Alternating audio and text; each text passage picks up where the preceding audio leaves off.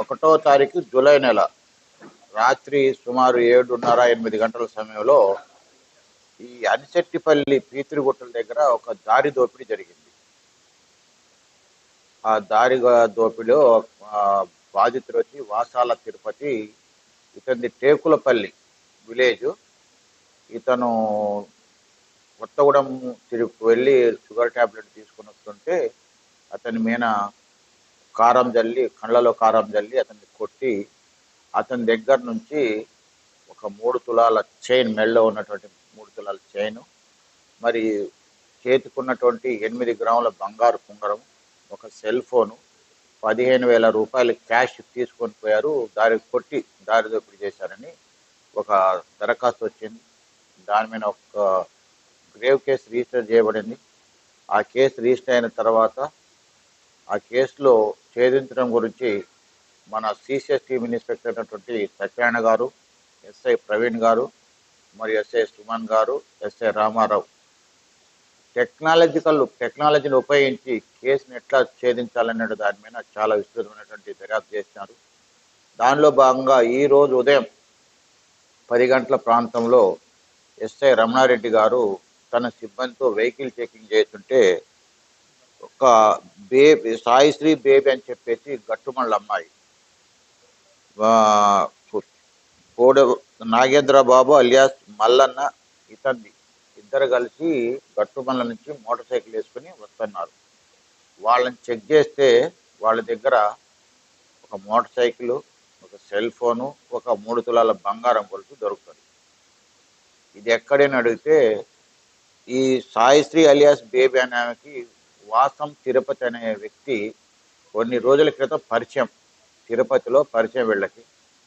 ఆ పరిచయానుగా వాళ్ళు సాన్నిహితంగా ఉండేవాళ్ళు. ఆమె దగ్గర నుంచి రాటాలు పోటాలు తీసుకోవటాలు ఉండేది.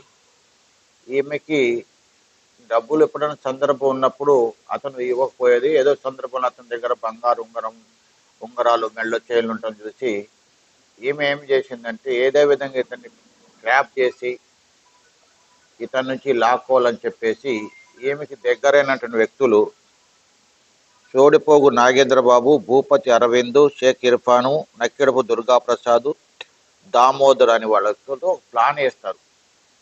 ఈ ప్లాన్లో భాగంగా అతన్ని నేను ఏదైతే వాసాల తిరుపతిని పిలిపిస్తాను, ఇక్కడికి పిలిపించిన తర్వాత మనం ఆ ఏరియాకి తీసుకుపోతాం, మీరు అక్కడ రెడీగా ఉండని చెప్పేసి వాళ్ళని ఏర్పాటు చేసుకొని, అదేవిధంగా ఏదైతే తిరుపతికి ఫోన్ చేస్తే తిరుపతి వస్తాడు, ఈమె దగ్గరికి వస్తాడు. ఇక్కడ కూలీలు అయినటువంటి ఈమె బ్యూటీ పార్లర్లో పనిచేస్తుంటుంది. ఆమె దగ్గరికి వచ్చేస్తారు. ఆమెతో కార్లు ఎక్కించుకుని కొత్తగూడెం తిరిగేసి సాయంత్రం సుమారు 7:30 గంటలకి అక్కడికి వెళ్తారు అనమాట. ఈ పీతిరిగుట్టల దగ్గర పోతారు. అనుకున్న ప్లాన్ ప్రకారం అక్కడ 4-7 స్నేహితులు ఉంటారు. వాళ్ళ కింది తీసేసి కళ్ళలో కారం కొట్టేసి ఆమె దగ్గర ఉన్నటువంటి సెల్ ఫోన్లు, ఆమెను కూడా కొడతారు. ఏమైనా అనుమానం రాకుండా ఉండటం కోసం ఈమె సెల్ ఫోన్ కూడా గుంజుకుంటారు. గుంజుకొని ఏమికి అనుమానం రావద్దని, ఏమైనా మళ్ళీ బయటపడకూడదని చెప్పేసి ఆమెను కొడతారు, అతన్ని కొడతారు, అతన్ని కారం చల్లుతారు. తర్వాత అతని కళ్ళలో కారం చల్లుతారు. అతని దగ్గర ఉంటే 3 తులాల బంగారు గొలుసును, చేతికున్నట్టు ఉంగరం, 15,000 రూపాయల కాసు, సెల్ ఫోన్ తీసుకుపోతారు. అది ఆ విధంగా చెప్తారు. ఇక్కడ ఆమె ఇద్దరు జరిగిన స్టోరీ మొత్తం ఆమె చెప్తే పట్టుకొని ఆమె దగ్గర గొలుసు గురించి అడిగితే అది వాళ్ళు తీసి వీళ్ళు మిగతా వాళ్ళు ఎక్కడ ఉన్నారంటే ఆమె ఇంట్లో కూలీ లైన్లో మిగతా వాళ్ళు ఉన్నారు. ఎవరెవరంటే భూపతి అరవింద్, షేక్ ఇర్ఫాను, నక్కిడపు దుర్గాప్రసాద్. వీళ్ళు ఎందుకున్నారంటే మీ దగ్గర గొలుసు ఉంది కదా, ఆ గొలుసు మరి డబ్బులు ఏమీ లేదా తీసుకొచ్చి అంటే సరే అమ్మి ఇస్తానని చెప్పేసి అది అమ్మి ఆ గొలుసు తీసుకొచ్చి అమ్మి డబ్బులు ఇవ్వడానికి ఇచ్చింది. వాళ్ళ అఫెన్స్ అయిన తర్వాత తెల్లారి ఆ నైట్ అటు ఇటు తిరిగి తెల్లారిపోయి పాలంచులు పోయి ఈ 15,000 రూపాయలు పంచుకొని మరి తల కొద్ది తీసేసుకుంటారు. మిగతా డబ్బులు ఆ గొలుసు, ఆ ఉంగరాన్ని గురించి, మిగతా వాటి గురించి ఈరోజు అమ్మి పంచుకోవాలనే ఉద్దేశంతో ఉండగా పోలీసు వాళ్ళు పట్టుకుంటారు. దీంట్లో ముఖ్యంగా ఈ కేసు ఛేదించడం గురించి సిసిఎస్ సిఏ గారు, సత్యనారాయణ గారు, మరియు సుమన్ ఎస్ఐ గారు, మరియు ప్రవీణ్ ఎస్ఐ గారు, రామారావు ఎస్ఐ గారు, మా సిఐ ఆర్వి వెంకటేశ్వరరావు గారు, రమణారెడ్డి గారు చాలా ముఖ్యమైనటువంటి పాత్ర పోషించారు. కరెక్ట్ నెల రోజుల్లో రాబరీ కేసు ఛేదించేశారు. దీన్ని ఛేదించడం పాత్ర శ్లాఘనీయమైనది.